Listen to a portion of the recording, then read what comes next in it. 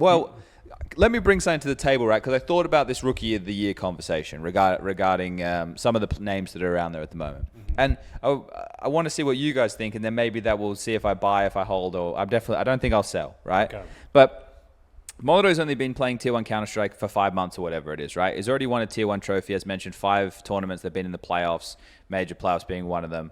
And people are having a conversation as him being one of the best AWPers in the world right now, right? Yep. So that's really good for Molodoy stocks, and I don't want to take away from him. I just want to build the cases for some other players, because there's obviously the huge name of kyousuke, but he hasn't done a lot in his short amount of time. He's only been playing Tier 1 Counter-Strike since the player break. And Falcons have not been great. They've just been average, and the expectation is that they're amazing. I guess because the expectation's so high. Yeah, exactly. In that context, yes. So kyousuke hasn't got any silverware to his name, and doesn't have the same, I would say, success as Molodoy does this year so far, if you were to compare those two.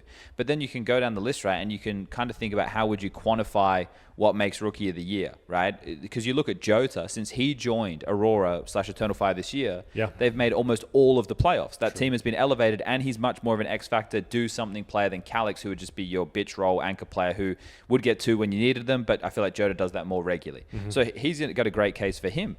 I think when you look at Tania from Heroic, everyone saw him and they're like, yeah, this guy's got whatever it is, he has it. And then if he joins Spirit and he can still have mid to late round contributions, and if he wins events, right, then that could catapult him up into a conversation alongside of Molodoy, right? So then you could bring Tania in based off of how the second half of this year goes for him.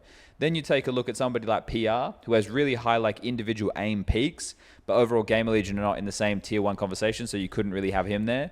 And then honorable mention for him, I would say, but yeah, he's not going to, unless they turn their year around and have like a barn burner. Yeah, but PR is really good. He's very sharp, but I think you'd need to be elevated elsewhere other than Gamer Legion. And then you have Zwei, who hasn't really lived up to the hype. So right now, I would hold the Molodoy stock, right? Like I think it's worth a lot. Yeah. Okay. Right. So that's why, but it could be worth more.